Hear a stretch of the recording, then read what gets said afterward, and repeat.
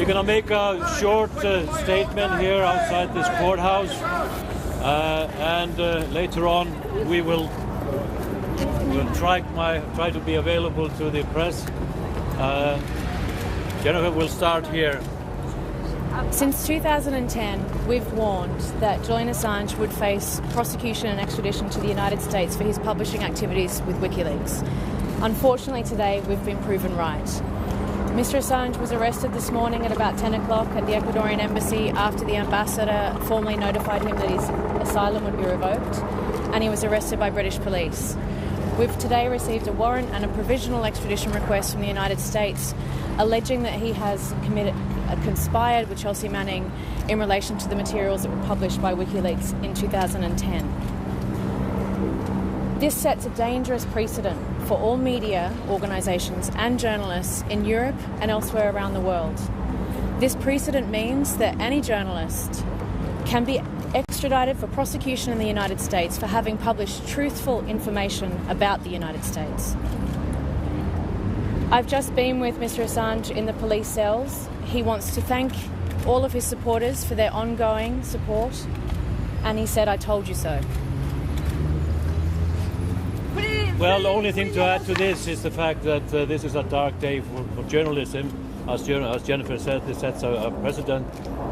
We don't want this to go forward. This has to be averted. The UK government needs to make a full assurance that a journalist will never be extradited to the United States for publishing activity. This pertains to publishing work 9 years ago, publishing of documents, of videos of killing of innocent civilians, exposure of war crimes. This is journalism. It's called conspiracy. It's conspiracy to commit journalism. So this has to end, and we urge everybody to support Julian Assange in fighting this extradition. Thank you. What legal avenues are available to you to prevent his extradition? We will be contesting and fighting extradition. We've requested that he now gets medical treatment. He's been refused medical treatment for the past 7 years since being inside the embassy. We will be fighting extradition, and he'll be brought before the court again within the next month. How is he now? We're not going to be taking any more questions today. Thank you very much. Health problems? You were asking about the elements in the extradition request. It is quite obvious that the US authorities have picked just one element of what they have been working on for a long time, including the Espionage Act, acts that